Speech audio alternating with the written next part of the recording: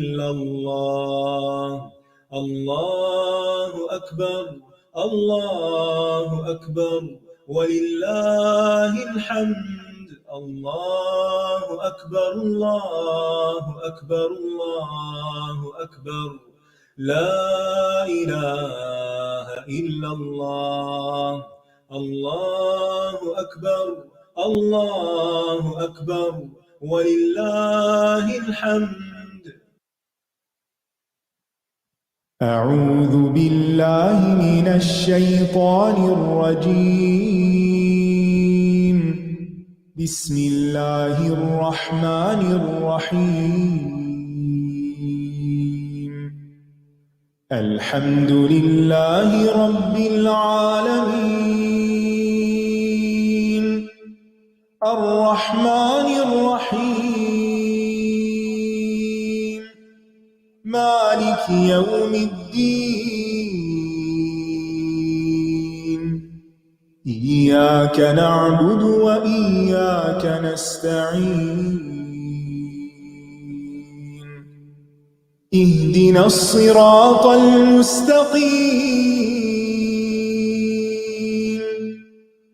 صراط الذين أنعمت عليهم غير المغضوب عليهم ولا الضالين.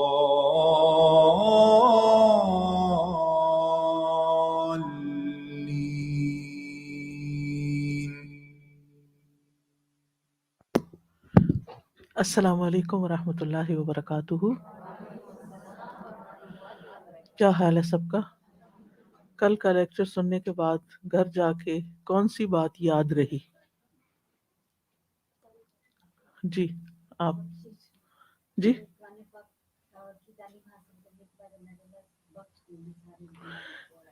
کہ اگر ہم اس راستے پر چلیں گے تو اللہ سبحانہ تعالیٰ ہماری بخشش فرمائیں گے انشاءاللہ. اور کوئی بات؟ جی آپ.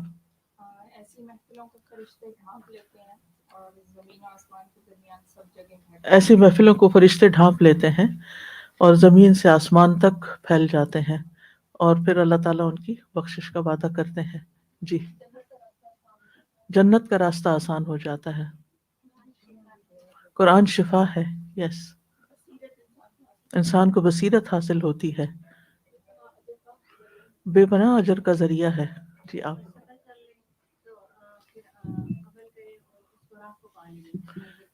جی انشاءاللہ، یعنی اگر صبر کے ساتھ چلتے رہے تو انشاءاللہ منزل بھی پا لیں گے.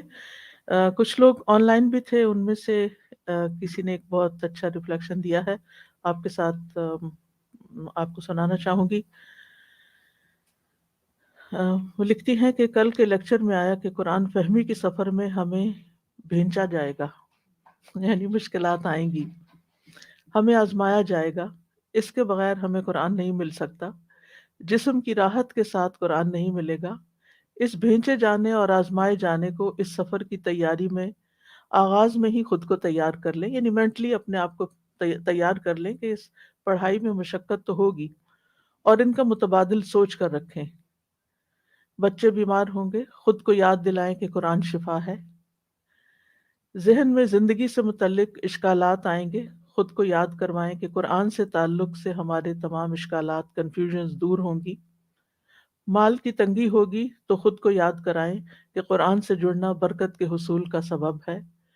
گاڑی خراب ہوگی تو خود کو یاد کروائیں کہ قرآن سے جڑ کر ہمارے لیے آسانی بھی ہوگی. گھر میں روٹین اوپر نیچے ہوگی، خود کو یاد کروائیں قرآن سے تعلق ہمارے اوقات میں برکت کا باعث ہے. شوہر کی روٹین تبدیل ہوگی، خود کو یاد کروائیں کہ قرآن سے بصیرت ملتی ہے تاکہ ہم مختلف معاملات ہینڈل کر سکیں. گھر کے کام اوپر نیچے ہوں گے، خود کو یاد کروائیں کہ قرآن کے تعلق کے ساتھ ہمیں اپنی زندگی کی تنظیم کرنا بہتر طور پر آئے گی، یعنی آرگنائز کرنا، ٹائم مینیج کرنا آئے گا. دوستوں اور دعوتوں اور قرآن کی کلاس میں بعض اوقات ایک کو چننا ہوگا. خود کو یاد کروائیں کہ قرآن مجید کے تعلق سے ہمیں اللہ سبحانہ تعالیٰ کا قرب اور فرشتوں کی معیت ملے گی، یعنی اگر کچھ چھوٹے گا تو کچھ ملے گا بھی. اپنے علم کے سفر میں بات سمجھ نہیں آئے گی، خود کو یاد کروائیں کہ قرآن سے عقل تیز ہوگی، حکمت ملے گی، علم ملے گا. جب ایسا محسوس ہو کہ گناہوں کے دلدل میں ہے تو خود کو یاد دلائیں کہ قرآن مجید سے تعلق کی وجہ سے ساری مخلوق ہماری بخشش کی دعائیں کرتی ہے. یعنی بعض اوقات انسان کو اپنے گناہ ہانٹ کرتے ہیں، پنچ کرتے ہیں، تو جب اس راستے پر نکلیں تو وہ مچھلیوں والی بات یاد رکھیں کہ وہ ساری بخشش کی دعائیں کر رہی ہیں. تو اصل بات یہی ہے کہ آخرت کے فائدے تو ہیں ہی، لیکن انشاءاللہ اس قرآن سے دنیا بھی سنورتی ہے، کیونکہ یہ قرآن مجید ہماری دنیا سنوارنے کے لیے بھی آیا ہے. یعنی آخرت سنوارنے کے لیے تو ہے، لیکن اس کا یہ مطلب نہیں کہ ہماری دنیا خراب ہو جائے گی. ہاں، شیطان کے راستے سے انسان ہٹ کر جب رحمان کے راستے پر آتا ہے تو بعض اوقات مشکلات ہوتی ہیں، لیکن یعنی رحمان کا راستہ اس پہ نہیں رکھیں، کاپی میرے پاؤں کے برابر ہے، کرسی پہ بیٹھ جائیں. تو رحمان کے راستے کی طرف جب انسان آتا ہے تو شیطان بہت ناراض ہو جاتا ہے، اور جب شیطان ناراض ہوتا ہے تو تنگ بھی بہت کرتا ہے، رکاوٹیں بھی ڈالتا ہے، مشکلات بھی ڈالتا ہے، لیکن ان کی پرواہ نہیں کرنی اور اللہ کی رسی کو مضبوطی سے، کیا ہے، اللہ کی رسی کو مضبوطی سے پکڑے رکھنا ہے، کیونکہ اس کا ایک سرا آپ کے ہاتھ میں اور دوسرا اللہ کے ہاتھ میں. قرآن کو چھوڑنا اللہ سے تعلق کو کم کر دینا ہے، کیونکہ یہ اللہ سبحانہ وتعالیٰ کے ساتھ تعلق کا ایک مضبوط ذریعہ ہے. تو آئیے آج کا لیسن ہم شروع کرتے ہیں. يا أيها الناس قد جاءتكم موعظة من ربكم وشفاء لما في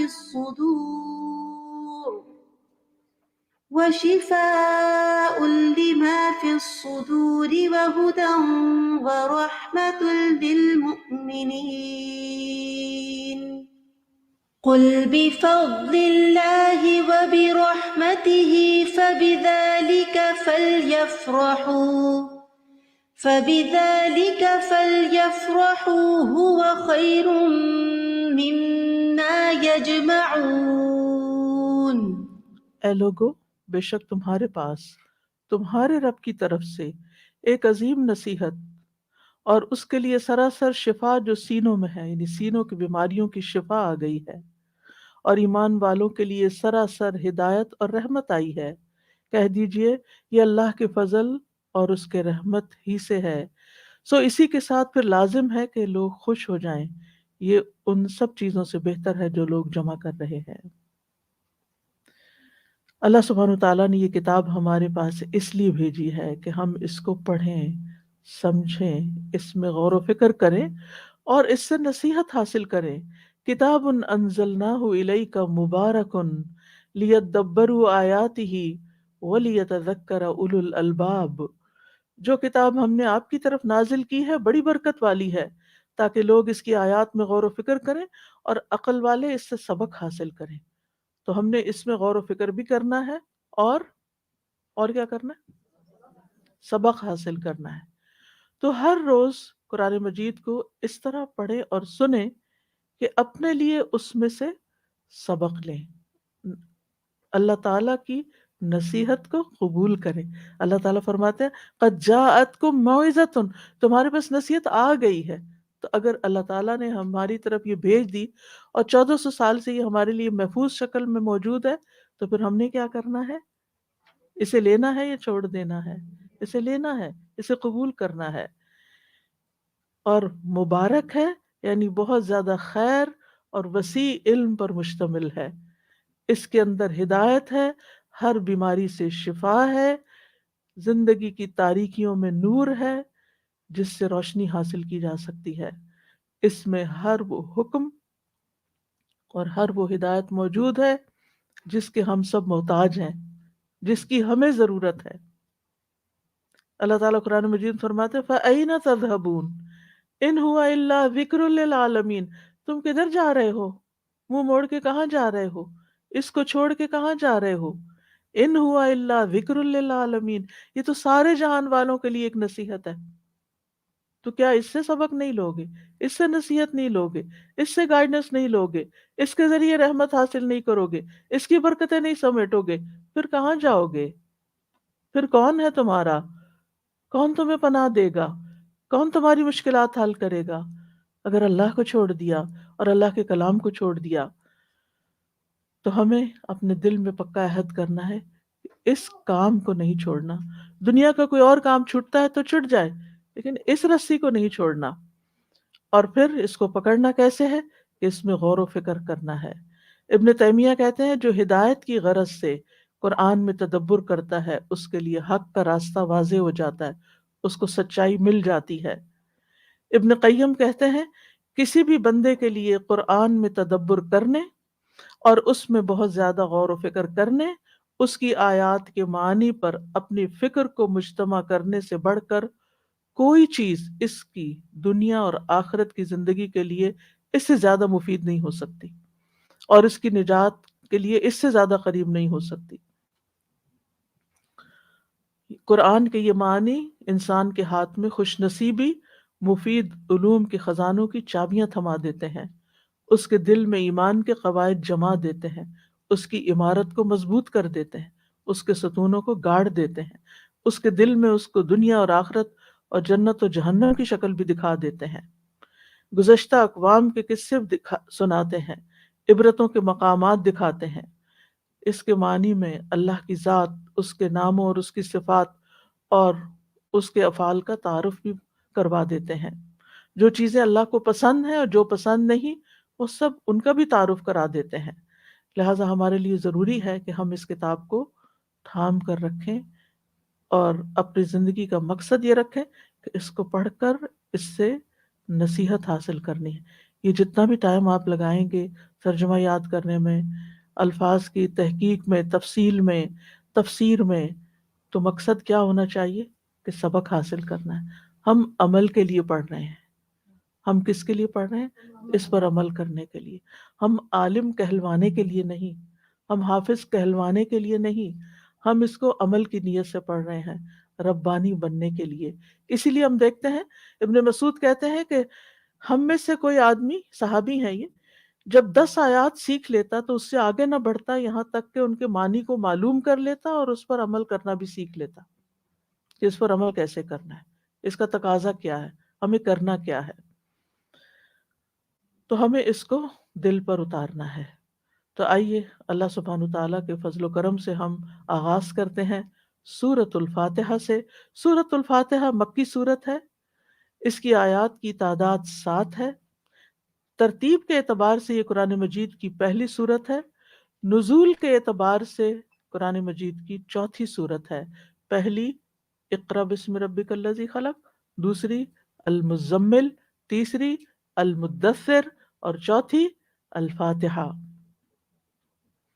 یہ سورت اللہ تعالیٰ کی حمد سے شروع ہوتی ہے، الحمدللہ سے، اور پہلی ہی آیت میں ہمیں اللہ کا لفظ جلالہ مل جاتا ہے جو اللہ تعالیٰ کا ذاتی نام ہے. اس سورت مبارکہ کے اور بھی کئی نام ہیں. الفاتحہ کے علاوہ اس کو فاتحۃ الکتاب بھی کہا جاتا ہے، ام القرآن، ام الکتاب، السبع المثانی، القرآن العظیم، سورۃ الحمد، الشفا، یہ نام بھی اس سورت. اس کے علاوہ الصلاۃ بھی اس کو کہا گیا ہے. فاتحہ کا مطلب ہوتا ہے ابتدا کرنا، آغاز کرنا. اس کا نام فاتحہ اس لیے ہے کہ اس سے کتاب اللہ کا آغاز ہو رہا ہے.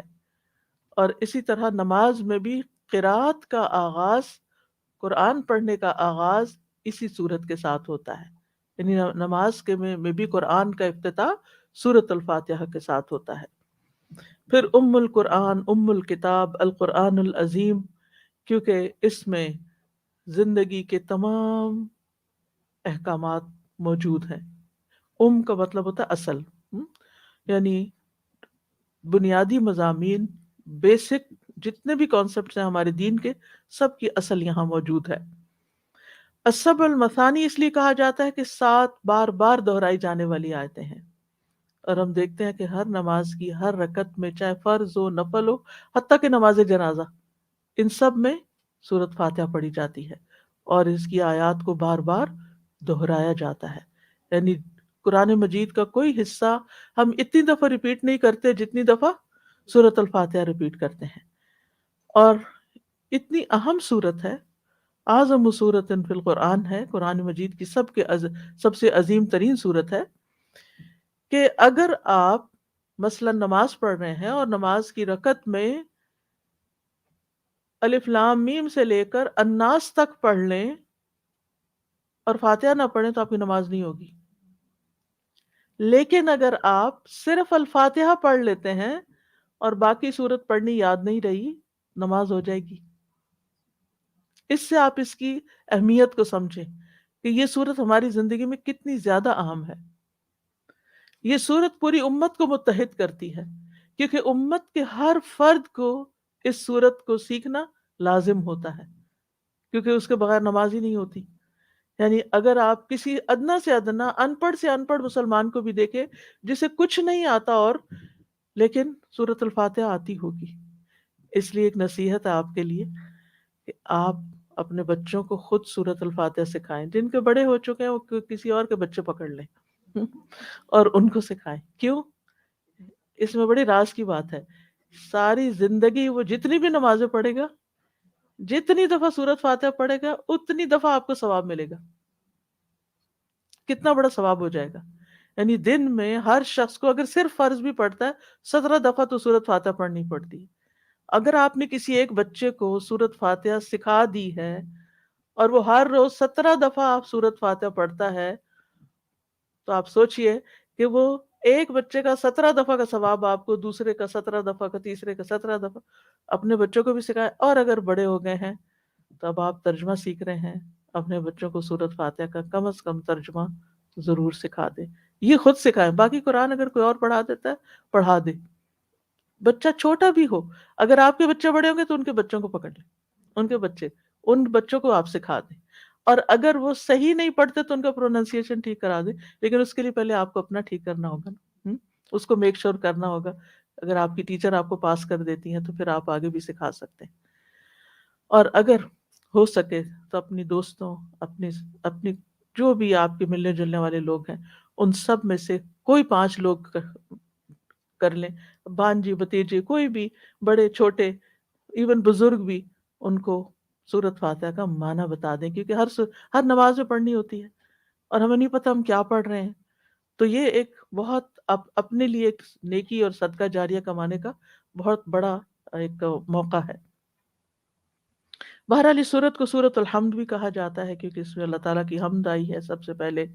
شفا بھی کہا جاتا ہے کیونکہ یہ سورت بہترین دم ہے، یعنی ہر بیماری سے شفا کا ذریعہ ہے. اس لیے اس کو پڑھ کر اپنے اوپر بھی دم کیا کرے. اگر کوئی چھوٹی سی بھی تکلیف ہو، بچوں پہ، کوئی بھی آپ کو بیمار دکھائی دے، کسی کی عادت کرنے کے لیے گئے ہیں، سورۃ فاتحہ پڑھ کر اس پہ پھونک مار کر یا اپنے ہاتھ میں مار کے اس کے جسم کے اوپر آپ یعنی اس کو جھاڑ دیں.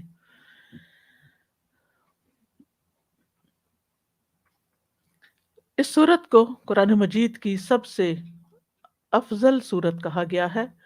حضرت انس سے روایت ہے، وہ کہتے ہیں کہ نبی صلی اللہ علیہ وسلم کسی سفر میں تھے تو ایک آدمی آپ کے پاس اترا. اس نے بتایا کہ نبی صلی اللہ علیہ وسلم نے اس کی طرف متوجہ ہو کر فرمایا، کیا میں تمہیں قرآن کے افضل حصے کے بارے میں نہ بتاؤں؟ پھر آپ نے اس پر سورت الحمدللہ رب العالمین کی تلاوت فرمائی. اس سے پتہ چلتا ہے کہ یہ سب سے افضل حصہ ہے قرآن کا. اس کو پڑھنے والے کی دعا قبول ہوتی ہے. ابن عباس کہتے ہیں کہ اس دوران کہ جبریل علیہ السلام نبی صلی اللہ علیہ وسلم کے پاس بیٹھے ہوئے تھے کہ اچانک انہوں نے اوپر سے ایک آواز سنی. انہوں نے اپنا سر اٹھایا تو جبریل علیہ السلام نے فرمایا، یہ آسمان کا ایک دروازہ ہے جسے صرف آج کے دن کھولا گیا ہے، اس سے پہلے کبھی نہیں کھولا گیا. پھر اسی سے ایک فرشتہ اترا تو جبریل علیہ السلام نے فرمایا، یہ فرشتہ جو زمین کی طرف اترا ہے یہ اس سے پہلے کبھی نہیں اترا، آج پہلی دفعہ اترا ہے. پھر اس فرشتے نے سلام کیا اور کہا کہ آپ کو 2 نوروں کی خوشخبری ہے جو آپ ہی کو دیے گئے ہیں، آپ سے پہلے کسی نبی کو نہیں دیے گئے. ایک سورۃ الفاتحہ اور دوسری سورۃ البقرہ کی آخری آیات. جب بھی آپ ان دونوں میں سے کوئی بھی دعائیہ جملہ پڑھیں گے، یعنی جیسے اہدنا الصراط المستقیم یا آخری آیات میں بھی دعا ہے، تو آپ کو مانگی ہوئی چیز ضرور عطا کر دی جائے گی. تو آپ کو زندگی میں کسی بھی چیز کے بارے میں گائیڈنس چاہیے نا، میں کیا کروں کیا نہ کروں. آپ جب کوئی ایسا مسئلہ پیش آتا نا، کبھی آپ دائیں پوچھتے ہیں، کبھی بائیں، کبھی اس سے مشورہ، کبھی اس سے، کوئی ایک بات کرتا ہے دوسرا اس کی الٹ کر دیتا ہے، وہ انسان کنفیوز ہو جاتا ہے، کیا کروں کیا نہ کروں، ایک بے چینی سے لگی رہتی. آپ سورۃ الفاتحہ پڑھ کے اور تکرار کے ساتھ پڑھیں، اہدنا الصراط المستقیم، اہدنا الصراط المستقیم، اہدنا الصراط المستقیم. پڑھتے رہیں پڑھتے رہیں پڑھتے رہیں. کوئی گنتی کی ضرورت نہیں، گننے میں توجہ نہ دیں کہ اچھا کتنی دفعہ ہو گیا، دھیان ادھر چلا گیا، نہیں ادھر نہیں دھیان کرنا، دھیان صراط مستقیم کی طرف. یا اللہ مجھے اس معاملے میں صحیح رہنمائی دے، مجھے کیا کرنا چاہیے، مجھے نہیں پتا، آپ کو پتا ہے. کیونکہ بہت دفعہ لوگوں کے مشورے میں آ کے انسان ایسا ڈیسیژن لے لیتا ہے کہ آگے جا کے کھڈے میں اتر جاتا ہے، تو پھر پریشان ہوتا ہے. اللہ سبحانہ و تعالیٰ بندے کا ہاتھ پکڑ لیتا ہے، اللہ تعالیٰ اس کو سیدھا رستہ دکھاتا ہے. تورات، زبور اور انجیل میں اس جیسی صورت نہیں، لہٰذا آپ خوش قسمت ہیں کہ اس دنیا کے اس وقت اس حصے میں پیدا ہوئے کہ آپ کو قرآن کی دولت ملی اور یہ صورت ملی قرآن مجید کے ذریعے. اور پھر اس کو والقرآن العظیم بھی کہا گیا، جیسے سورۃ الحجر میں آتا ہے وَلَقَدْ آتَيْنَاكَ سَبْعًا مِّنَ الْمَثَانِي وَالْقُرْآنَ الْعَظِيمِ، اور بلا شبہ یقیناً ہم نے آپ کو بار بار دہرائی جانے والی 7 آیتیں اور بہت عظمت والا قرآن عطا کیا ہے. ابو ہریرہ کہتے ہیں کہ رسول اللہ صلی اللہ علیہ وسلم نے فرمایا ام القرآن یعنی سورۃ الفاتحہ ہی 7 مثانی اور قرآن عظیم ہے، یعنی چونکہ یہ پورے قرآن کے ایک طرح سے خلاصہ ہے، لہٰذا اس کو قرآن عظیم بھی کہا گیا اس کا نام. یہ لازمی شفا دینے والی صورت ہے. ابو سعید خدری کہتے ہیں کہ ہم ایک سفر میں تھے، ہم نے ایک قبیلے کے نزدیک پڑاؤ کیا، وہاں ایک لونڈی آئی اور کہنے لگی قبیلے کے سردار کو بچھو نے کاٹ لیا ہے اور ہمارے قبیلے کے مرد موجود نہیں ہیں، کیا تم میں سے کوئی دم کرنے والا ہے؟ تو ہم میں سے ایک شخص ساتھ چلا گیا. ہم اسے دم کرنے والا خیال نہیں کرتے تھے، ہمارا نہیں خیال تھا کہ اس کو کوئی دم آتا ہے، لیکن اس نے جب دم کیا تو سردار تندرست ہو گیا اور اس نے اسے 30 بکریاں دینے کا حکم دیا. نیز ہمیں بھی دودھ پلایا، نہیں جتنے بھی مسافر تھے سب کو دودھ پلایا. جب وہ شخص واپس آیا تو ہم نے اس سے پوچھا کیا تم اچھی طرح دم کرنا جانتے ہو؟ اس نے کہا میں نے تو صرف ام الکتاب پڑھ کر دم کیا تھا، سورۃ فاتحہ پڑھی تھی، لیکن یقین کے ساتھ پڑھی تھی نا، اللہ سے مدد مانگی تھی. تو جب کبھی مدد چاہیے ہو نا اللہ کی تو پھر کثرت سے پڑھا کریں ایاک نعبد و ایاک نستعین، ایاک نعبد و ایاک نستعین. اللہ تیری عبادت کرتے ہیں، تجھ سے مدد چاہتے ہیں، چاہے اپنی ذات کا کوئی مسئلہ ہو، بیماری وغیرہ، چاہے اولاد کا مسئلہ ہو، چاہے کوئی جاب کا، بزنس کا، کوئی بھی مسئلہ ہو کہ اللہ تیری مدد چاہیے، تو مدد کر. کہیں بھی پھنسے، کہیں بھی اٹکے، کہیں بھی مشکل میں آئے. اب آپ دیکھیں کہ وہ ایک عام سا شخص ہے، ہمارے ہاں یہ تصور پایا جاتا ہے کہ دم کرنے والا کو بہت بڑا بزرگ ہونا چاہیے. یہ شخص دکھائی نہیں دے رہا تھا کہ کوئی بہت بڑا بزرگ ہے، لیکن اس نے جب اخلاص کے ساتھ اس صورت کو پڑھا تو اسی میں اللہ تعالیٰ نے شفا دے دی. لہٰذا کسی بھی بیمار پر پورے یقین کے ساتھ پڑھیں، صرف کوئی وظیفہ سمجھ کر نہیں.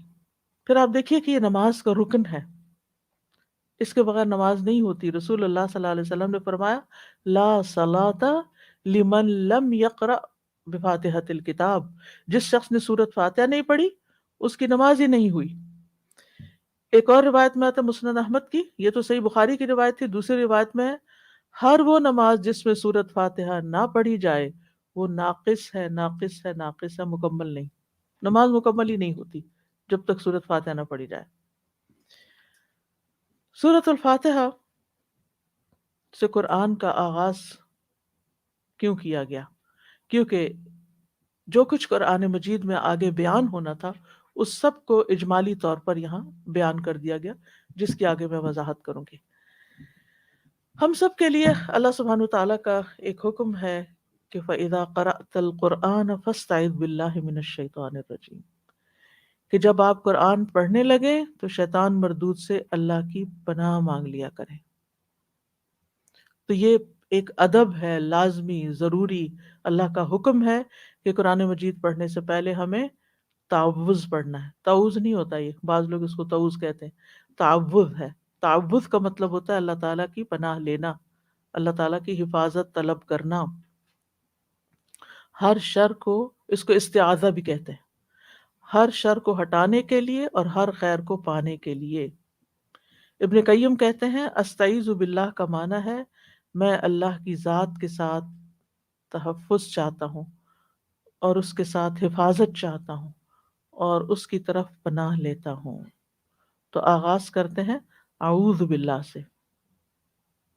أعوذ بالله من الشيطان الرجيم.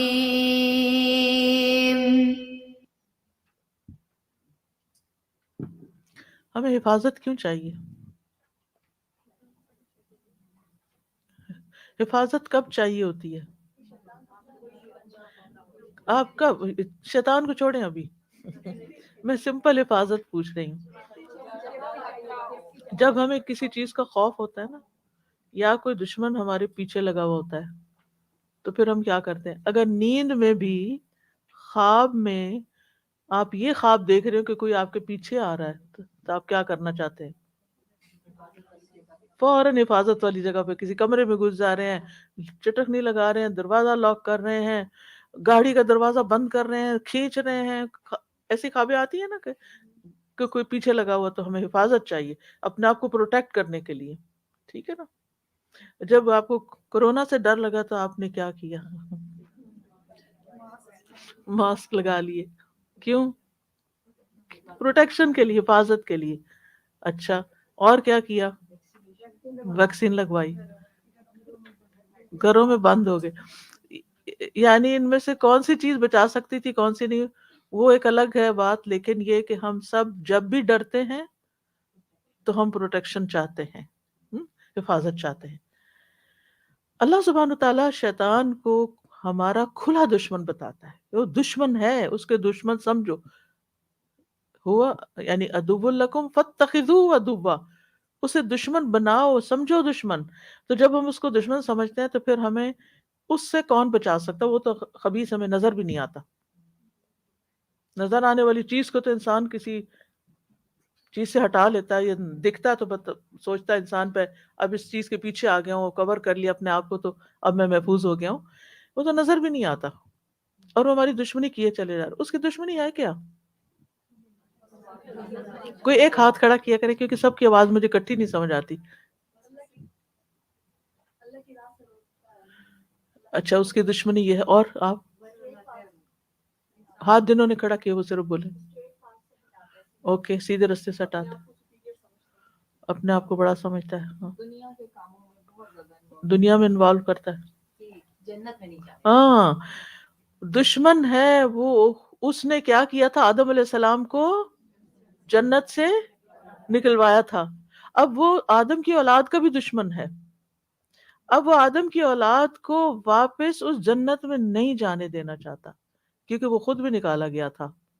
اب اس کو آدم اور آدم کی اولاد پر غصہ ہے.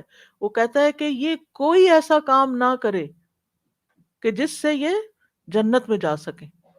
تو جنت کا رستہ کس سے کھلتا ہے؟ علم کے رستے سے. جب آپ علم حاصل کرتے ہیں، علم کے رستے پر چلتے ہیں، تو حدیث میں آتا ہے نا، من سلک طریقا یلتمس فیہ علما سہل اللہ لہ طریقا الی الجنہ. جو علم کے رستے پر چلتا ہے، من سلک طریقا یلتمس فیہ علما، جس سے علم حاصل کرے، ایسے رستے پہ جاتا ہے تو اللہ تعالیٰ سہل اللہ لہ طریقا الی الجنہ، اس کے لیے جنت کا رستہ آسان کر دیتے. اب وہ کیا کرتا ہے؟ علم کے راستے پہ آ کے بیٹھ جاتا ہے، سب سے مشکل کام بتاتا ہے اس کو. اور پھر ویسے بھی بچوں کو بھی آپ دے، چھوٹے چھوٹے بچوں کو بھی اسکول جانا مشکل لگتا، اچھا نہیں لگتا. کوئی بچہ صبح نہیں اٹھنا چاہتا اور نہیں جانا چاہتا.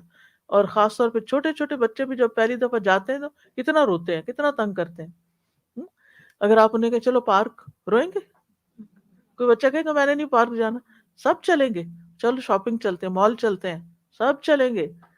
چلو اسکول چلتے ہیں، میرے پیٹ میں درد ہے، نہیں جانا چاہتے. علم دنیا کا بھی، کیونکہ دنیا کا علم حاصل کر کے بھی انسان اپنی زندگی آسان کرتا ہے، بہت سے شر سے بچتا ہے. اور وہ علم جو جنت میں لے جائے انسان کو، اس کو آسان کرے، اس کو تو بہت مشکل بناتا ہے. لہٰذا قرآن کا پڑھنا جو ہے یہ اللہ تعالیٰ کا، ابھی آپ نے خود ہی بتایا کہ اللہ تعالیٰ کا قرب عطا کرتا ہے، جنت کی طرف لے جانے والا کام ہے، تو پھر کیا شیطان آسانی سے کرنے دے گا؟ نہیں. لہٰذا سب سے پہلے تو وہ رسی کاٹو جو شیطان کی ہے، اس کو تو پیچھے کرو اور پھر اس رستے پہ چلو. تو اس لیے جب ہم سب سے پہلے قرآن مجید کھولتے ہیں پڑھنے کے لیے تو اعوذ باللہ من الشیطان الرجیم پڑھتے ہیں. اس کے علاوہ بھی اس کے صیغے ہیں، اعوذ باللہ السمیع العلیم من الشیطان الرجیم. بہرحال ہم اللہ کی ذات کے ساتھ تحفظ چاہتے، شیطان سے ہمیں صرف اللہ بچا سکتا ہے، اس لیے ہم کہتے ہیں اعوذ باللہ، اعوذ باللہ، کہ میں اللہ کی پناہ لیتا ہوں، من الشیطان، شیطان سے. اور شیطان جو ہے، شیطانہ سے آپ نے ابھی پڑھا ہوگا کہ یہ شیطانہ کا معنی ہوتا ہے دور. جب کوئی دور چلا جائے تو شیطان جو ہے اپنے بدنیتی کی وجہ سے، اپنی بدعمالیوں کی وجہ سے ہر خیر سے دور ہے، ہر خیر سے دور ہے، اسی لیے اس کو شیطان کہا جاتا ہے. تو مفہوم کیا بیان کیا جاتا ہے؟ شیطان کون ہے؟ جو ہر خیر سے دور ہے اور خیر سے دور بھی کرتا ہے. اور الرجیم، دھتکارا گیا. ویسے تو رجم پتھر مارنے کو کہتے ہیں، لیکن دھتکارا گیا کیونکہ اللہ سبحانہ تعالیٰ نے اس کو اپنی رحمت سے دور دھتکار دیا تھا اور اس پر لعنت کی تھی. تو شیطان سے پناہ مانگنے کا مطلب یہ ہے کہ میں شیطان کے شر سے اللہ کی پناہ لیتا ہوں، کہیں وہ مجھے میرے دین میں نقصان نہ پہنچائے اور مجھے اس حق سے نہ روک دے جس کو اختیار کرنا اللہ نے میرے لیے لازم کیا. یہ کوئی ڈیفینیشن نہیں ہے، اسے میں مفہوم بتا رہی ہوں. اعوذ باللہ من الشیطان الرجیم. تو آپ دیکھیے کہ جب انسان اعوذ باللہ پڑھتا ہے تو اپنے خالق سے کنیکٹ ہو جاتا ہے، اپنے رب سے کنیکٹ ہو جاتا ہے. دوسری بات، اپنی عاجزی کا اعتراف کرتا ہے، میں کمزور ہوں یا رب، میں نہیں اس سے بچ سکتا، میں شیطان کے مقابلے میں بہت کمزور ہوں، کیونکہ میرے اندر میرا نفس بھی ہے، میرے اندر وہ چیزیں بھی ہیں، میری اولاد بھی ہے جو میری کمزوری ہے، میرا مال بھی ہے جس کی محبت میں شدید گرفتار ہوں. تو یہ تو میرے پاؤں کی رسیاں ہیں، یہ مجھے کبھی بھی تیری طرف نہیں آنے دیتے. تو شیطان مجھے انہی میں الجھاتا ہے، میں کمزور ہوں، تو طاقتور ہے، تو مجھے اس جال سے باہر نکال.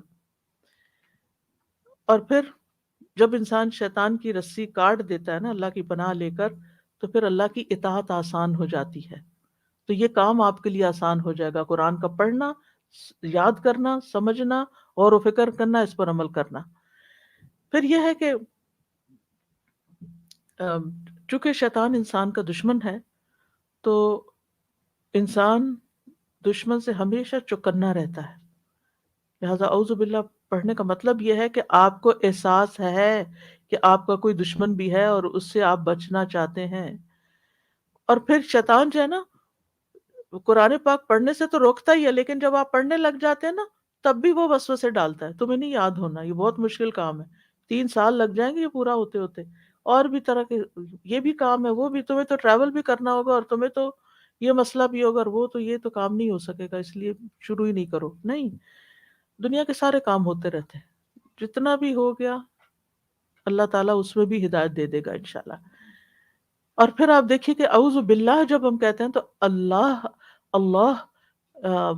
سبحانہ تعالیٰ کا یہ اسم اعظم ہے، اللہ تعالیٰ کا یہ نام ہے، ذاتی نام ہے جس میں اس کی ساری صفات پائی جاتی. جتنے بھی اور نام ہیں نا وہ سارے آ کے یہاں جمع ہو جاتے ہیں. تو جب ہم اعوذ باللہ کہتے ہیں تو اللہ تعالیٰ کو ہم پکڑتے ہیں جو سب سے مضبوط سہارا ہے. اور پھر شیطان سے بیزاری کا اظہار بھی کرتے ہیں، اس کو ساتھ ہی دھتکارا وہ بھی کہتے ہیں. شیطان، صرف شیطان نہیں کہتے بلکہ کیا کہتے ہیں؟ شیطان الرجیم، دھتکارا ہوا، نفرت کا اظہار بھی کرتے ہیں. اور پھر آپ دیکھیں کہ شیطان جو ہے نا، قرآن سے پتہ چلتا ہے کہ صرف وہ ابلیس ہی نہیں ہے، اور بھی ہیں. قل اعوذ برب الناس میں کیا آتا ہے؟ قل اعوذ برب الناس ملک الناس الہ الناس من شر الوسواس الخناس الذی یوسوس فی صدور الناس من الجنۃ والناس. جن بھی ہیں اور انسان بھی ہیں، کچھ انسان بھی شیطان ہیں، کچھ انسان بھی ہمارے دشمن ہیں، اور بعض اوقات وہ بڑے پیارے دشمن ہوتے ہیں جن سے ہم محبت کرتے ہیں. وہ ہوتے ہیں جو اپنی محبت کے واسطے دے کر اس رستے سے روکتے ہیں. وہ کہتے ہیں کیوں اپنی جان پہ ظلم کر رہی ہو، کیوں اپنے آپ کو تھکا رہی، کیوں راتوں کو جاگتی ہو، کیوں یہ امتحان کے چکر میں پڑ گئی. نہیں، جو انسانوں میں سے بھی جو آپ کو اس راستے سے روکے وہ آپ کا دوست نہیں ہے، یہ یاد رکھیے. جو آپ کو قرآن پڑھنے سے روکے وہ آپ کا خیر خواہ نہیں ہے، وہ آپ سے محبت، حقیقت میں محبت نہیں کرتا، وہ سیلفش ہے کہ آپ اپنا وقت اس کو نہ دیں، سب اسی کو دے دیں. ٹھیک ہے، ان کا وقت جتنا ہے بس وہ ان کے لیے. انصاف اور عدل اور اس سے کام لینا چاہیے نا کہ انسان تنظیم اوقات کرے کہ ہر ایک کا حق دے. ہم سارا وقت مصلی پہ بھی نہ بیٹھے رہیں اور سارا وقت کچن میں بھی نہ رہیں اور سارا وقت ہم باہر بھی نہ گھومتے رہیں اور سارا وقت سوشلائز بھی نہ کریں. ہر چیز کا ایک وقت ہے، اتنا وقت بس اس کو دیں، اور باقی یہ ہے کہ اس نور اور اس روشنی سے قرآن کی ہم فائدہ اٹھائیں. تو یاد رکھیے کہ شیطان بہت سارے ہیں، کچھ نظر آتے ہیں، کچھ نظر نہیں آتے. بڑے شیطان سے پناہ مانگنی ہے اور اس کے چیلوں سے بھی جو انسانوں اور جنوں کی شکل میں ہیں، اور شیطان رجیم سے دوری رحمان رحیم کے ساتھ اس کی پناہ لے کر.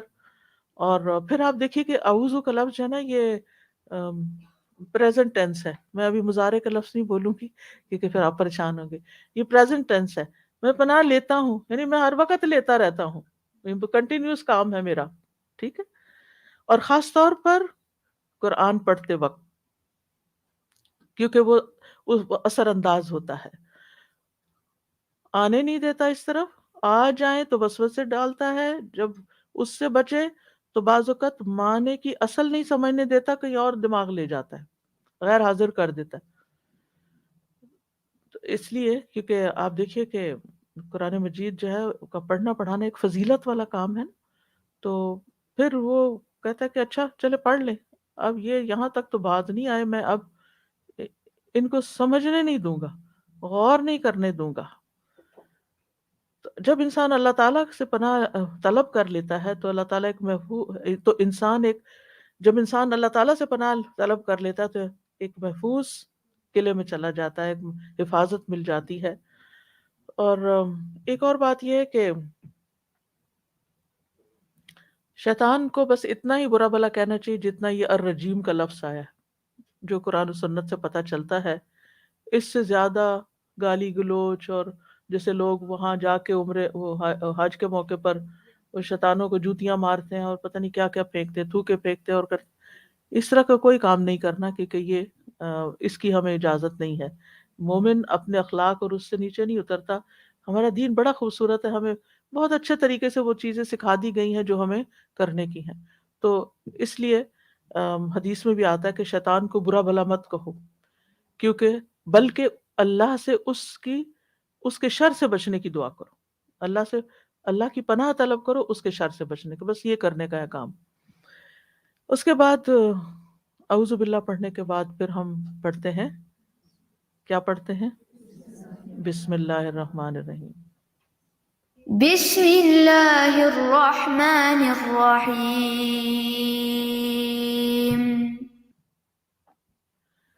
اللہ کے نام سے جو بہت مہربان نہایت رحم کرنے والا ہے.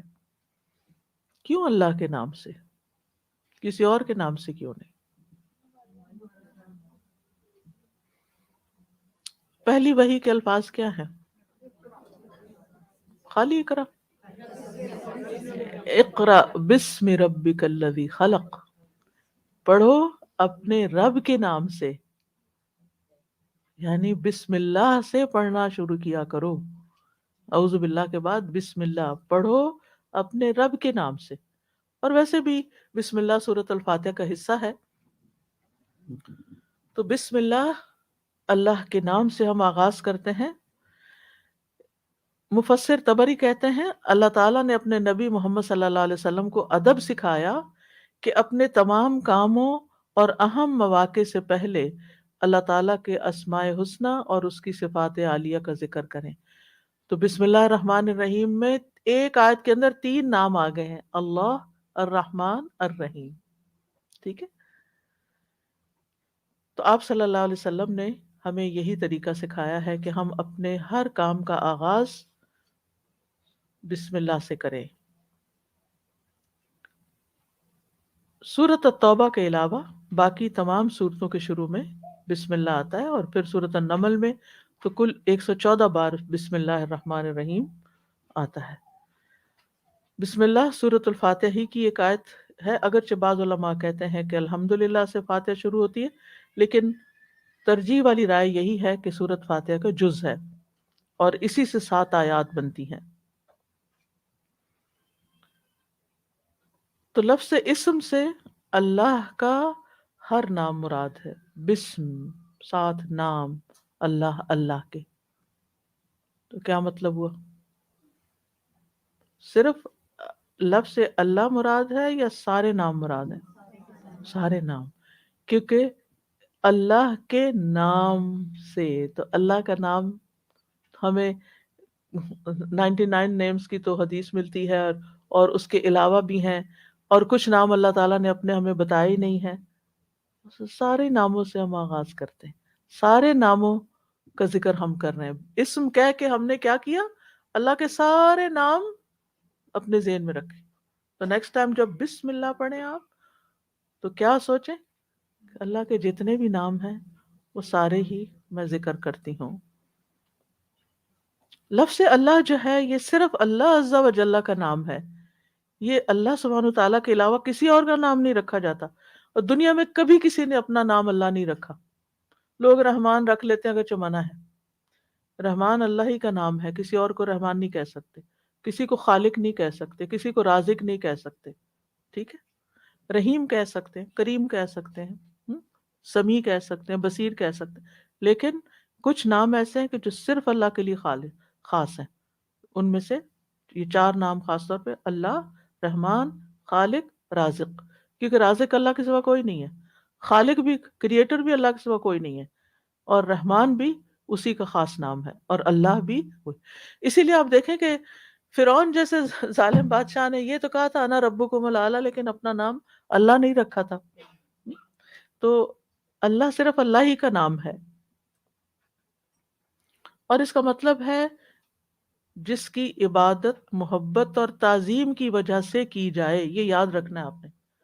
اللہ مألوہ سے ہے، یعنی اللہ کا کو عربی میں مألوہ بھی کہتے ہیں، نہیں وہ جس کی عبادت، یعنی الہ اس کا روٹ ہے. میں روٹس میں نہیں جاؤں گی، آپ الحمدللہ پہلے پڑھ چکے ہیں، لیکن اللہ کا مطلب بتا رہی ہوں. وہ جس کی عبادت محبت اور تعظیم کی وجہ سے کی جائے. اور الرحمن الرحیم یہ دونوں نام اللہ تعالیٰ کی رحمت کو ظاہر کرتے ہیں، ایسی رحمت جو بہت وسیع ہے، بہت عظیم ہے، ہر چیز پہ چھائی ہوئی. اور تکرار کے ساتھ اللہ کی رحمت کا ذکر ہے. آپ دیکھیں کتنی چھوٹی سی آیت اور اس میں کتنی جامعیت ہے. آپ بسم اللہ کہتے ہیں تو کوئی معمولی چیز نہیں کر رہے ہوتے، بہت کچھ بول رہے ہوتے ہیں، لیکن ہم غور نہیں کرتے نا، سوچتے نہیں. اللہ کا نام لینا ہی برکت کا سبب ہے. تبارک اسم ربک ذی الجلال والاکرام، بہت برکت والا ہے تیرے رب کا نام جو بڑی شان اور عزت والا ہے. لہٰذا ہمیں ہر کام سے پہلے بسم اللہ پڑھنی چاہیے. کھانا کھاتے وقت، صبح کے اذکار میں، کیونکہ اللہ کا نام لینے سے کوئی چیز تکلیف نہیں دیتی. کتنے لوگوں کو یہ دعا آتی ہے، بسم اللہ الذی لا یضر مع اسمہ شیء فی الارض ولا فی السماء وہو السمیع العلیم. اور امید ہے آپ پڑھتے بھی ہوں گے، کیونکہ جب صبح 3 دفعہ اور شام 3 دفعہ پڑھ لی جاتی ہے تو انسان اللہ تعالیٰ کی پروٹیکشن میں آ جاتا ہے. تو اللہ کا نام لینے سے حفاظت ملتی ہے. رسول اللہ صلی اللہ علیہ وسلم نے فرمایا، جب تم رات کو کتے کے بھونکنے یا گدھے کے ہینگنے کی آواز سنو تو اللہ کی پناہ طلب کیا کرو، اعوذ باللہ پڑھا کرو، کیونکہ جو کچھ وہ دیکھتے ہیں تم نہیں دیکھتے. جب لوگ سو جاتے ہیں تو باہر نہ نکلا کرو لیٹ نائٹ، کیونکہ اللہ عز و جل رات کے وقت اپنی مخلوق میں سے جس کو چاہتا ہے پھیلا دیتا ہے. طرح طرح کے کیڑے مکوڑے نکل آتے ہیں، اور معلوم نہیں ہوائی مخلوقات کون کون سی ہوتی ہیں. اور اللہ کا نام لے کر دروازے بند کیا کرو، یعنی رات کو آپ نے بسم اللہ پڑھ کر دروازہ بند کرنا ہے گھر کا. اپنے روم کا اگر ڈور بند کرتے ہیں تو بھی بسم اللہ پڑھ کر، کیونکہ شیطان وہ دروازہ نہیں کھولتا جسے اللہ کا نام لے کر بند کیا گیا ہو. مشکوں کے تسمے باندھ دو، یعنی پانی کو ٹائٹ بند کرو. پہلے زمانے میں واٹر بیگز ہوتے تھے، اس میں پانی رکھا جاتا تھا تاکہ کوئی کیڑا مکوڑا اندر نہ آ جائے. مٹکوں کو ڈھانپ دو، یعنی اپنے گھڑے وغیرہ ڈھانپ دو. جگ، گلاس، ہر چیز، برتنوں کو الٹا کر دو، کیونکہ سیدھا نہیں رکھنا چاہیے کہ وبا اترتی ہے رات میں آسمان سے سال میں ایک دن، اور اس سے پھر بیماریاں پھیل جاتی ہیں.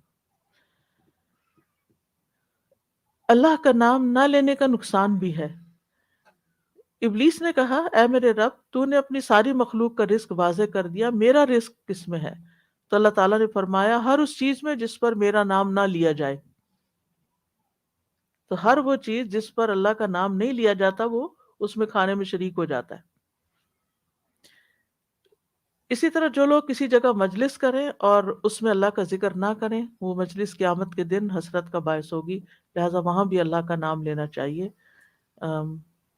پھر بسم اللہ پڑھنے کے جو مواقع ہیں، نمبر 1 ہر کام سے پہلے، نمبر 2 کھانا کھانے سے پہلے، نمبر 3 لباس اتارتے وقت، نمبر 4 بیت الخلاء جاتے وقت، اندر جا کے نہیں، باہر جب سٹیپ ان ہونے لگے پہلے بسم اللہ پڑھ کے دروازہ کھولے پھر واش روم میں جائیں.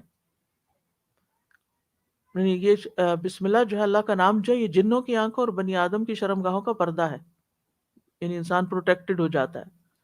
سوار ہوتے وقت گاڑی کا دروازہ کھولیں، بیٹھے، چابی لگائیں، اسٹیئرنگ آن پہ ہاتھ رکھ کے بسم اللہ پڑھ کر. گھر میں داخل ہوں، گھر میں سٹیپ ان کریں، گھر کا دروازہ کھولے بسم اللہ پڑھ کر.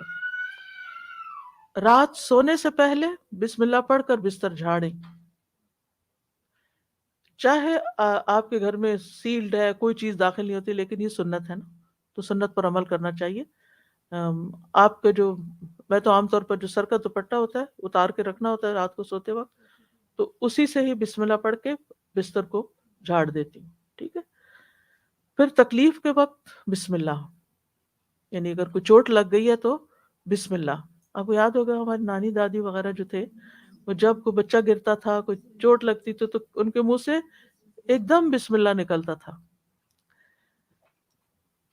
غزوہ احد میں حضرت طلحہ کی انگلی کٹ گئی تو انہوں نے سی کیا، تو رسول اللہ صلی اللہ علیہ وسلم فرمایا اگر تم بسم اللہ کہتے تو فرشتے تمہیں اٹھا لیتے، اس حال میں کہ لوگ تمہیں دیکھ رہے ہوتے. پھر درد والی جگہ پر بسم اللہ پڑھ کر دعا پڑھنی چاہیے. یعنی اگر مثلاً آپ کے ہاتھ میں درد ہو رہی ہے یا گھٹنے میں ہو رہی ہے، ہاتھ رکھیں اپنا پورا، بسم اللہ بسم اللہ بسم اللہ 3 دفعہ، اور پھر اعوذ باللہ و قدرتہ من شر ما اجد و احاذر. پھر اسی طرح ہم بستری کے وقت، خط کے آغاز میں، میت کو دفناتے وقت، اور اس کے علاوہ بھی جو اچھے اچھے کام آپ کرتے ہیں، کچھ کاٹنے لگے ہیں، کچھ بنانے لگے ہیں، پکانے لگے ہیں، یعنی کہ یہ تو وہ مواقع ہے جن پہ احادیث سے استدلال ہے. طوالت کے ڈر سے میں احادیث نہیں سنا رہی، کسی اور موقع پر صحیح، لیکن یہ کہ یہ مواقع خاص طور پر ذکر کیے گئے ہیں اللہ کا نام لینے کے. تو اللہ تعالیٰ کا نام، خلاصہ کیا ہے کہ اللہ تعالیٰ کا نام بہت عظمت والا، بہت برکت والا ہے. یعنی جس کام سے پہلے بسم اللہ پڑھیں گے وہاں کیا ہوگی؟ برکت ہوگی. بسم اللہ پڑھنے سے حفاظت ملتی ہے، وقت میں برکت ہو جاتی ہے. ٹھیک ہے. پھر ہے الحمد للہ رب العالمین. الحمد للہ رب العالمین.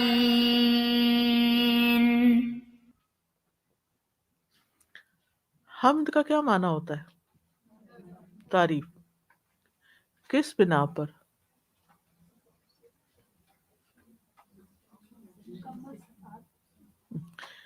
کسی کی خوبی کی وجہ سے اس کی تعریف کرنا، کسی کی خوبی کی وجہ سے اس کی تعریف کرنا حمد کہلاتا ہے.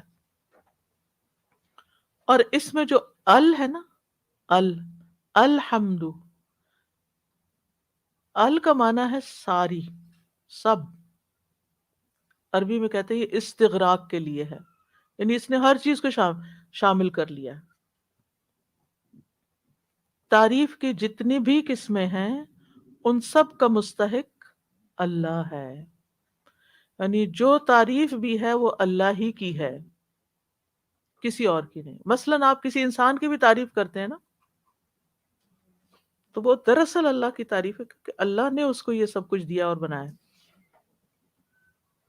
یعنی مخلوق، مثلا پھول کی تعریف آپ کرتے ہیں، کتنا پیارا پھول ہے، تو کریڈٹ کس کو جاتا ہے؟ چاند کو دیکھتے ہیں سبحان اللہ کہتے ہیں، کوئی خوبصورت چہرہ دیکھتے ہیں، کوئی خوبصورت لباس دیکھتے ہیں، کوئی بھی چیز دیکھتے ہیں جس میں بھی کوئی خوبی پائی جاتی، تو آپ فوراً کیا کہتے ہیں؟ سبحان اللہ، الحمد للہ. پھر عربی میں محبت اور تعظیم کے ساتھ کسی کی تعریف کرنا، مکمل تعریف، یعنی حمد میں محبت اور تعظیم بھی ہوتی ہے. ایک تو یہ کہ جس چیز کی آپ حمد کر رہے ہیں اس کے اندر خوبی ہوتی ہے، پھر آپ کی تعریف محبت اور تعظیم کی وجہ سے ہوتی ہے. کیونکہ انسان کبھی اس کی تعریف کرتا ہے جس سے وہ محبت کرتا ہے، اور کبھی اس کی تعریف کرتا ہے جس کی وہ تعظیم کرتا ہے. لیکن جب انسان اللہ کی تعریف کرتا ہے تو اس میں محبت اور تعظیم دونوں ہونی چاہیے، تب وہ حمد کہلائے گی. بادشاہوں کی تعریف کیا کہلاتی ہے؟ مدح. نبی صلی اللہ علیہ وسلم کی تعریف میں جو ہم نعت پڑھتے ہیں اس کو بھی عربی میں مدح رسول کہتے ہیں. ٹھیک ہے. آپ دیکھیے کہ مدح انسان بعض اوقات اس کی بھی کرتا ہے جس سے اس کو محبت نہیں بھی ہوتی. یہاں میں رسول اللہ صلی اللہ علیہ وسلم کی بات نہیں کر رہی، عام بات کر رہی. جیسے لوگ بادشاہوں کے شاعر حضرات بادشاہوں کے قصیدے لکھتے تھے، تو کیا خیال ہے وہ ان سے لازمی محبت کرتے تھے؟ نہیں، انہیں ان سے انعام لینا ہوتا تھا، لہٰذا ان کی خوشامد کرتے تھے. تو مدح ایک طرح سے خوشامد کے معنوں میں بھی آ جاتی ہے. لیکن حمد جو ہوتی ہے اس میں محبت اور تعظیم پائی جاتی ہے، ادب اور احترام پایا جاتا ہے، اور محبت بھی پائی جاتی ہے. اسی طرح حمد کے اندر شکر کا معنی بھی پایا جاتا ہے، لیکن دونوں میں فرق ہے. شکر کسی نعمت کے ملنے پر کیا جاتا ہے، ٹھیک ہے. حمد نعمتوں کے ملنے پر بھی کی جاتی ہے اور اس کے علاوہ بھی اچھے اچھے کاموں پر کی جاتی ہے. مثلاً آپ کسی کے اچھے اخلاق کی تعریف کرتے ہیں تو آپ اس کی تعریف کیوں کر رہے ہیں؟ کہ اس کا اخلاق اچھا ہے، لیکن اس کا یہ مطلب نہیں کہ اس سے آپ کو کوئی فائدہ بھی پہنچا ہے. اسی طرح آپ کسی کی تعریف کرتے ہیں اس کی کسی خوبی کی وجہ سے، لیکن ضروری نہیں کہ وہ آپ کو کچھ دے بھی.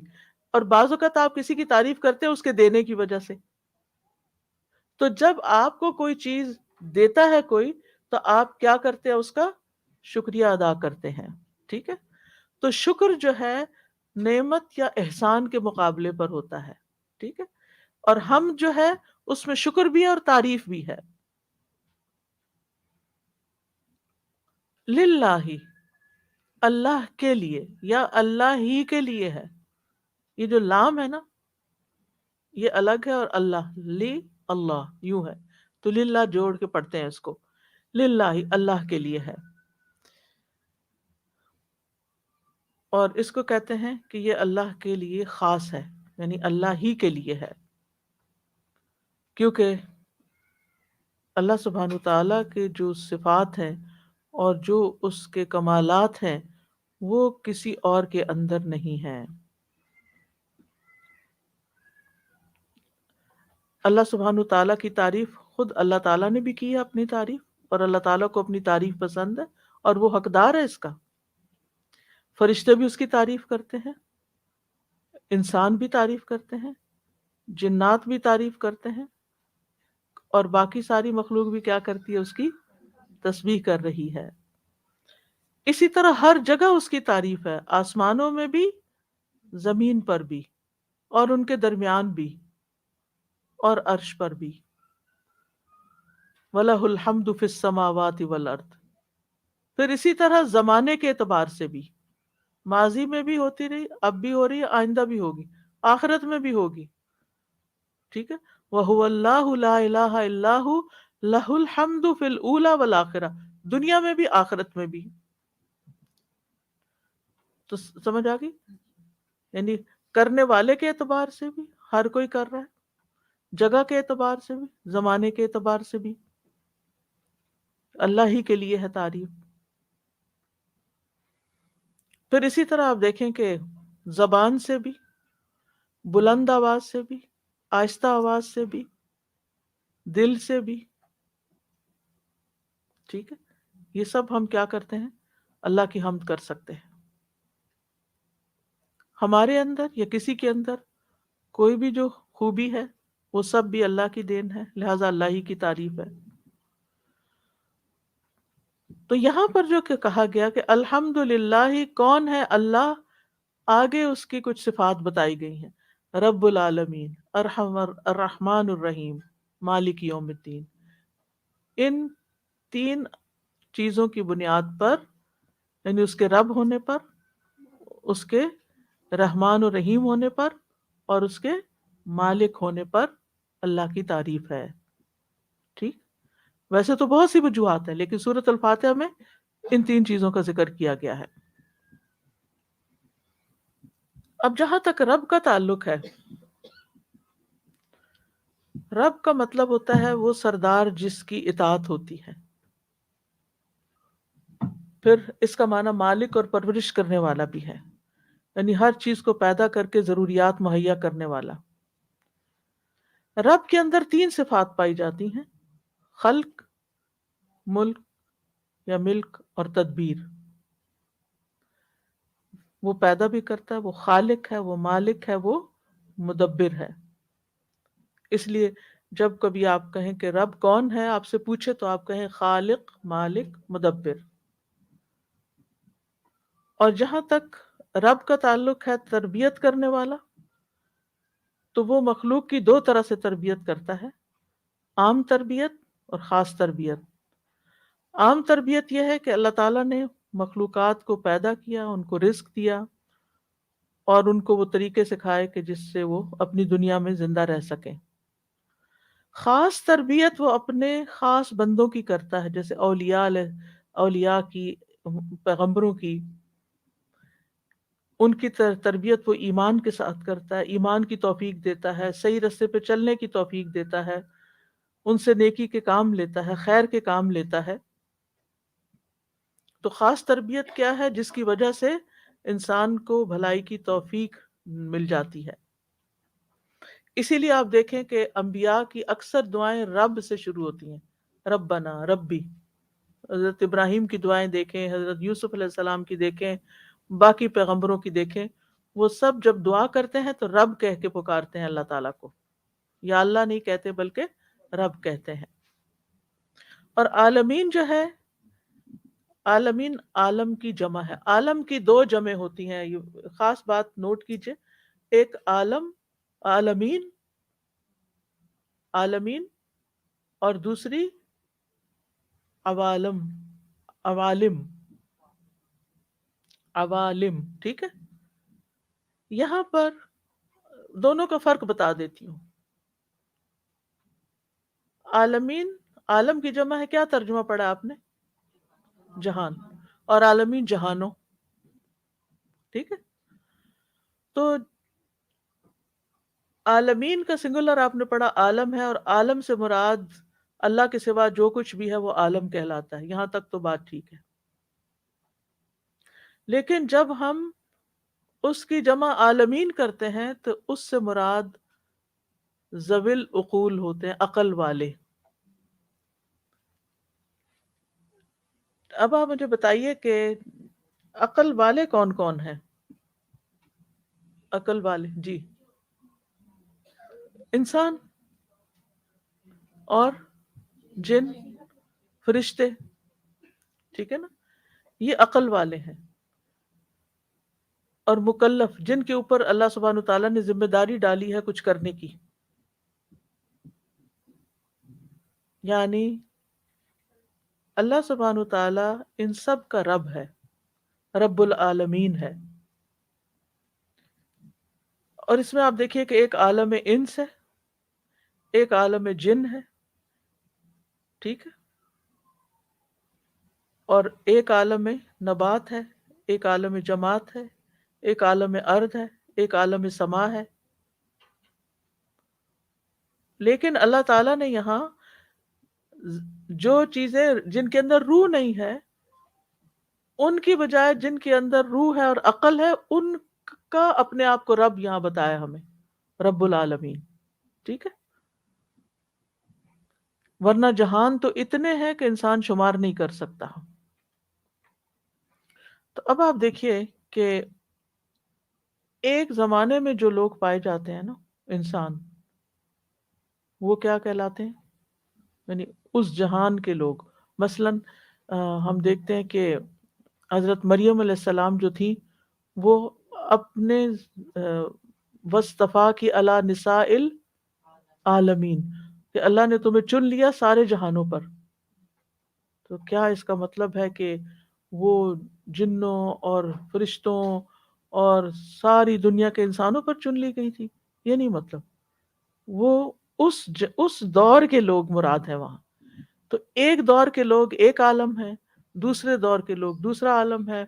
جتنی نسلیں گزری، پھر فرشتے، پھر انسان، پھر جن، پھر تو مراد یہ ہے کہ اللہ سبحانہ تعالیٰ کے لشکر بے حساب ہیں اور ہر دور کے لوگوں کا وہ رب ہے.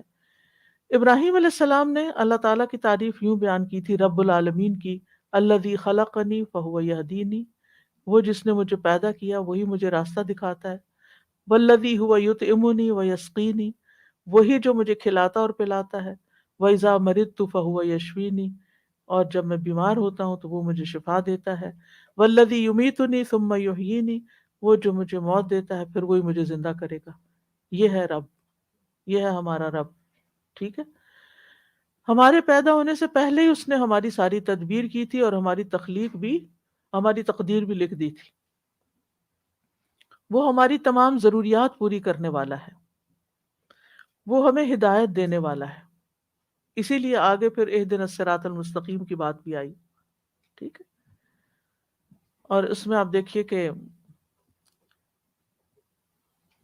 جب ہم اللہ تعالیٰ کی تعریف کرتے ہیں تو آپ دوبارہ اس آیت کو دیکھیے، الحمد للہ رب العالمین، سب تعریف اس اللہ کے لیے ہے جو سارے جہانوں کا رب ہے. یعنی ہر دور کے انسانوں کا رب ہے، ماضی، حال، مستقبل. ہر طرح کے جنوں کا رب ہے، ہر طرح کے فرشتوں کا رب ہے، اور ہر ایک کا رب ہے. یہ سب اسی نے پیدا کیے ہیں.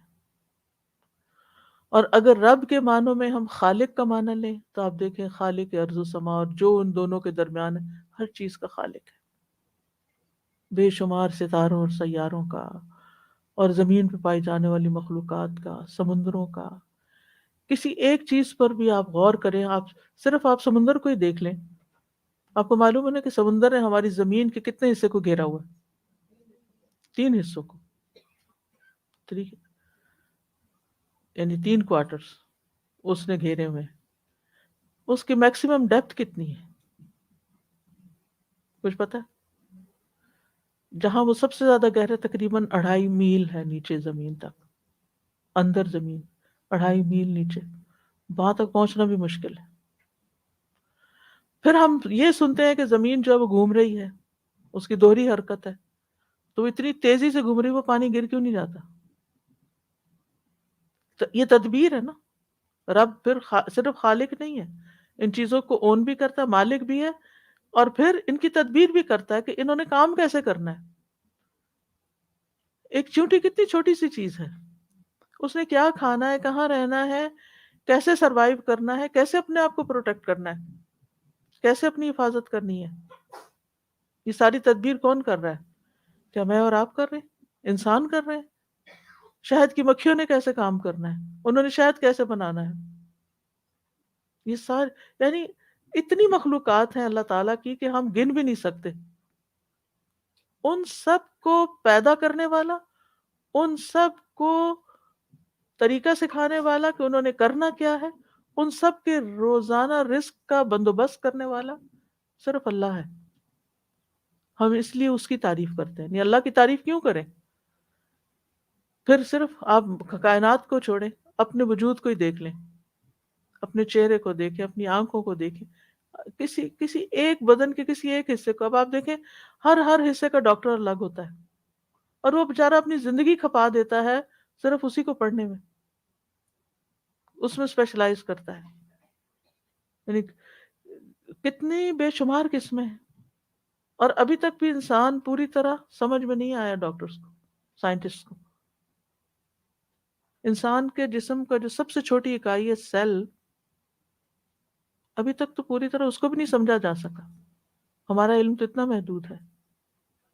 تو جس نے یہ سب کچھ بنایا اور پھر ان سب کی کوآرڈینیشن رکھی اور پھر یہ سب کچھ کام کر رہے ہیں، اور ہم پھر بول رہے ہیں الرحمن علم القرآن خلق الانسان علمہ البیان. وہ رحمان کون ہے؟ وہ رحمان ہے جس نے قرآن سکھایا ہے، اور جس نے انسان کو بنایا ہے، اور جس نے بولنا سکھایا ہے.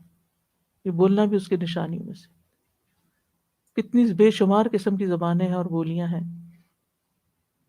تو بہرحال اس آیت سے یہ بات پتہ چلتی ہے کہ سب تعریفیں اللہ ہی کے لیے ہیں، جس نے حمد کے ساتھ اپنی کتاب کا آغاز کیا ہے، الحمدللہ رب العالمین. اور ہم کیوں اس کی تعریف کریں؟ کیونکہ اس نے ہمیں پیدا کیا، اس نے ہمیں رزق دیا، وہ ہمارا مالک ہے، اسی کی طرف ہم نے لوٹ کے جانا ہے. اور پھر ہم نہ بھی کریں تو اس کو فرق نہیں پڑتا، کیونکہ ساری مخلوق اس کی تعریف کر رہی ہے. آدم علیہ السلام کے سب سے پہلے الفاظ بھی کیا تھے؟ جب ان کو پیدا کیا گیا، اللہ تعالیٰ نے جب ان میں روح پھونکی، روح سر تک پہنچی تو انہوں نے چھینک ماری اور کہا الحمدللہ رب العالمین. تو اللہ تعالیٰ نے فرمایا یرحمک اللہ. اہل ایمان دنیا میں بھی اللہ تعالیٰ کی تعریف کرتے ہیں، اور قیامت کے دن بھی اللہ تعالیٰ کی تعریف کریں گے. مومن دنیا سے ہر وقت اللہ کے شکر اور تعریف کے الفاظ ادا کر، ہر چیز پر الحمدللہ کہتا ہے، خوشی میں بھی تکلیف میں بھی. تکلیف میں کیوں کہتا ہے؟ کہ شکر اس سے بڑی تکلیف نہیں آئی. دنیا سے جاتے ہوئے بھی مومن کے الفاظ حمد کے ہی ہوتے ہیں. ابن عباس کہتے ہیں، مرفوعاً روایت ہے، یقیناً مومن کے ہر حال میں خیر ہے، اس کی جان اس کے دونوں پہلوؤں سے نکل رہی ہوتی ہے، اس حال میں کہ وہ اللہ تعالیٰ کی تعریف کر رہا ہوتا ہے. مومن مر رہا ہوتا ہے، جان کنی کے عالم میں ہوتا ہے اور اللہ کی تعریف کر رہا ہوتا ہے. اور مومن جب جنت میں پہنچے گا تو آخری پکار ان کی کیا ہوگی؟ وآخر دعوانا ان الحمد للہ رب العالمین. اس میں شکر بھی ہے، اس میں عبادت بھی ہے، اس میں اللہ کی رضا حاصل کرنا بھی ہے. سب سے افضل بندے وہ ہوں گے جو قیامت کے دن سب سے زیادہ اللہ کی تعریف کرنے والے، یعنی کہ دنیا میں تعریف کرنے والے ہوں گے تو قیامت کے دن وہ سب سے افضل مقام پہ ہوں گے. ایک دفعہ الحمدللہ کہنا میزان کو بھر دیتا ہے، اور اگر الحمدللہ کثیرہ کہہ دیا جائے تو اور بھی زیادہ وزنی ہو جاتا ہے. جس کے لیے ایک آدمی نے کہا الحمدللہ کثیرہ، تو وہ کلمہ فرشتے کو لکھنے پہ بڑا بھاری ہو گیا کہ اس کا اتنا وزن ہے میں لکھ نہیں پا رہا. تو اللہ تعالیٰ سے اس نے پوچھا تو اللہ تعالیٰ نے فرمایا جس طرح میرے بندے نے کثیرہ کا ایسے ہی لکھ دو، یعنی اس کا اجر پھر اللہ ہی کے ذمہ ہے. بغیر کسی وجہ کے آپ صرف زبان سے کہہ دیتے ہیں الحمدللہ رب العالمین، 30 نیکیاں لکھ دی جاتی. ایک تو ہوتا ہے نا کوئی چیز یاد آتی ہے، کچھ کھاتے ہیں پیتے ہیں، سو کے اٹھتے ہیں، آپ الحمدللہ کہتے ہیں، لیکن ایسے ہی کہہ دیا تو بھی آپ کو بے پناہ اجر ملے گا.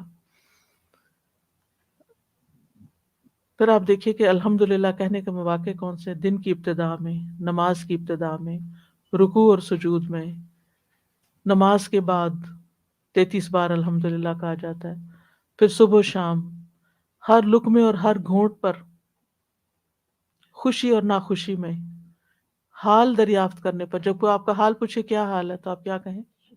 شکر الحمدللہ.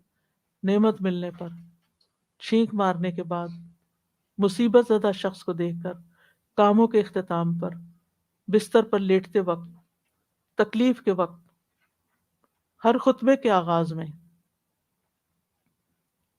دعا مانگنے سے پہلے۔ نبی صلی اللہ علیہ وسلم فرمایا جب کوئی آدمی اللہ سے سوال کا ارادہ کرے تو پہلے وہ اللہ کی ایسی حمد و ثنا بیان کرے جو اس کے لائق ہو، پھر درود پڑھے، اس کے بعد دعا کرے، تو اس طرح وہ اپنی مطلوبہ چیز پا لے گا۔ تو آج کے لیے یہاں تک ہی ہم کافی ہے۔ اب آپ سے میں پوچھتی ہوں کہ آپ نے کیا سیکھا؟ جی شروع سے شروع کرتے ہیں۔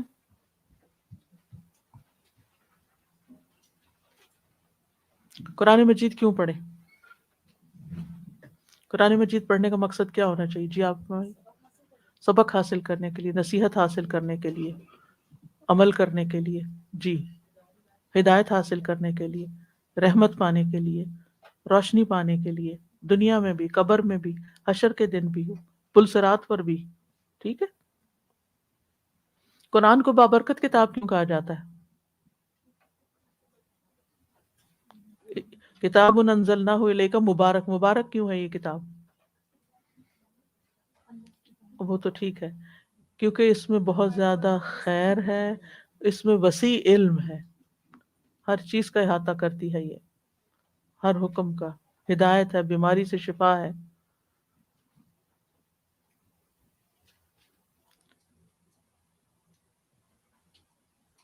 سورۃ فاتحہ کی ترتیب کا نمبر کون سا ہے؟ 4، شاباش۔ سورۃ فاتحہ کی فضیلت شفا ہے، اور اس کو پڑھنے سے دعا قبول ہوتی ہے، یہ قرآن کی سب سے افضل سورت ہے، اس کے بغیر نماز نہیں ہوتی، لازمی شفا دینے والی سورت ہے، اس کے جی ہاں، اس کے بعد دعا قبول ہوتی ہے، یہ نماز کا رکن ہے، ٹھیک ہے۔ اعوذ باللہ کیوں پڑھیں؟ تعوذ کیوں پڑھیں؟ شیطان کے شر سے بچنے کے لیے۔ اس سے کیا فائدہ ہوتا ہے؟ انسان اللہ کی پناہ میں، حفاظت میں آ جاتا ہے، اور کیا ہوتا ہے؟ انسان فوکسڈ ہو جاتا ہے۔ شیطان کون ہے انسان کے لیے؟ کھلا دشمن ہے۔ ان الشیطان لکم عدو فاتخذوہ عدوا۔ وہ کیا چاہتا ہے شیطان؟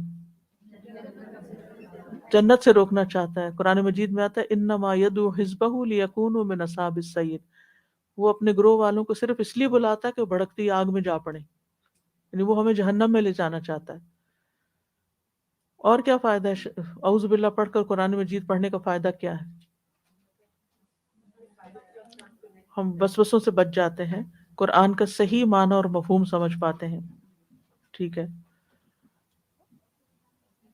جی۔ جی اپنی کمزوری کا اعتراف کرتے ہیں، ٹھیک ہے۔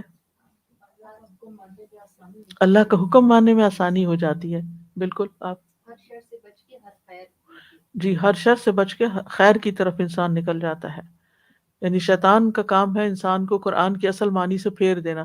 بہت سے لوگ، اب اہل کتاب کیا کر رہے تھے اپنی کتاب کے ساتھ؟ یحرفون الکلمہ عن مواضعہ، کلام کو اپنی جگہ سے پھیر دیتے تھے، یعنی بات کچھ ہوتی تھی اس کو کچھ اور طرف لے جاتے تھے۔ تو یہ شیطان کا کام ہے، وہ شیطان کے پھندے میں آ گئے۔ ہم نے اللہ کی پناہ لینی ہے، حفاظت مانگنی ہے، تاکہ ہم کوئی غلط بات نہ کریں اور نہ ہی اس کو آگے پھیلائیں۔ جی سورۃ الفاتحہ جو ہے اس کی کیا فضیلت ہے؟ اس کی فضیلت میں کوئی بات بتائیے۔ شفا ہے، ٹھیک ہے، ٹھیک، اوکے۔ ام القرآن ہے، اس کے نام بتائیے۔ اور 7 مثانی قرآن عظیم، ٹھیک ہے، اوکے۔ بسم اللہ، بسم اللہ کا کیا مطلب ہے؟ اللہ کے نام سے۔ نام کون سا نام؟ تمام نام، شاباش، سمجھ گئے آپ۔ اللہ کا کیا مطلب ہے؟ وہ معبود جس کی عبادت صرف نہیں، کس طرح عبادت کی جائے؟ محبت اور تعظیم کے ساتھ. ٹھیک ہے. اللہ کا نام لینا کیوں ضروری ہے؟ بابرکت نام ہے، شابش. کوئی چیز اس کے نام سے تکلیف نہیں دیتی. اللہ کا نام لینے سے ہمیں حفاظت ملتی ہے. ٹھیک ہے. کہ کب کب بسم اللہ پڑھنی چاہیے؟ ہر کام سے پہلے، مثلا کھانا کھانے سے پہلے، لباس اتارنے سے پہلے، بیت الخلاء جانے سے پہلے، سوار ہوتے وقت، گھر میں داخل ہوتے وقت، مسجد کے اندر داخل ہوتے وقت، نکلتے وقت، رات سوتے وقت، تکلیف کے وقت، درد والی جگہ پر آرام کے لیے، ہم بستری کے وقت، کچھ خط وغیرہ لکھتے وقت، میت کو دفناتے وقت.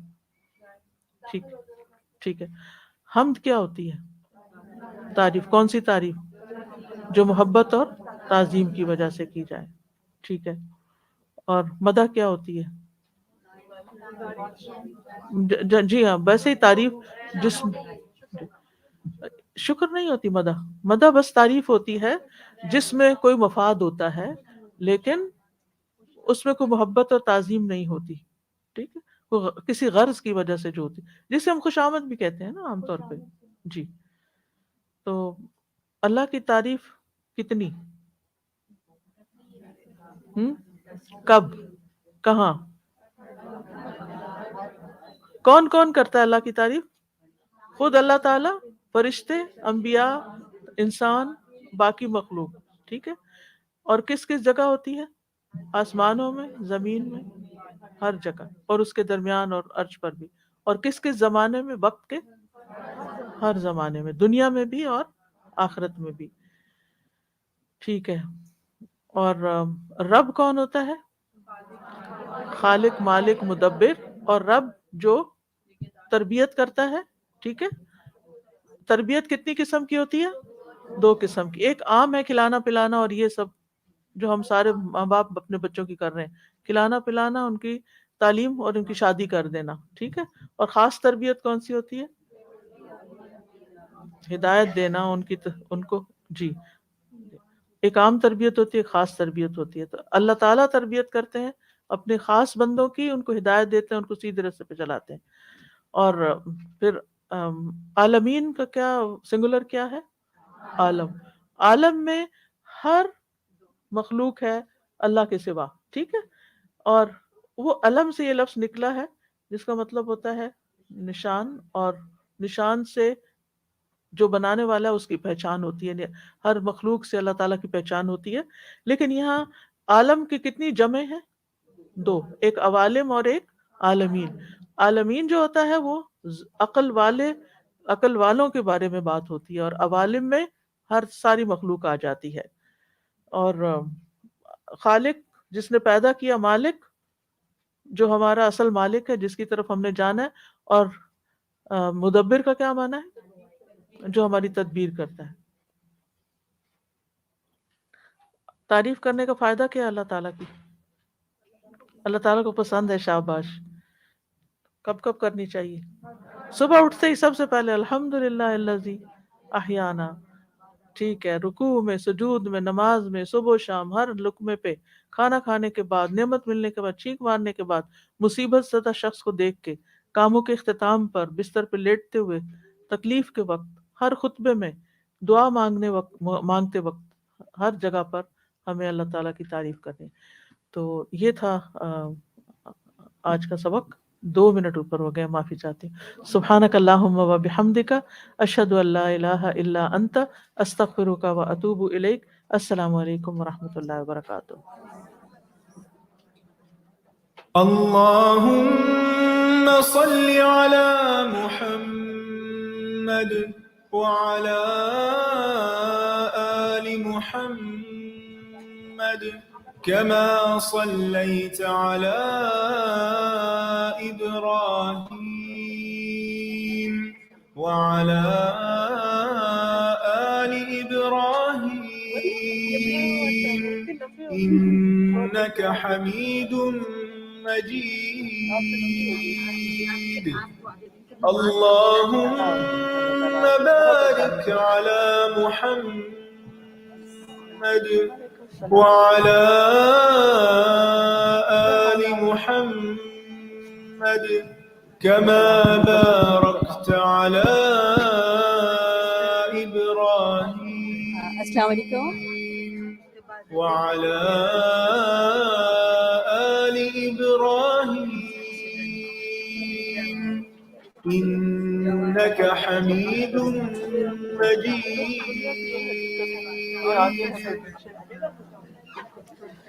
السلام علیکم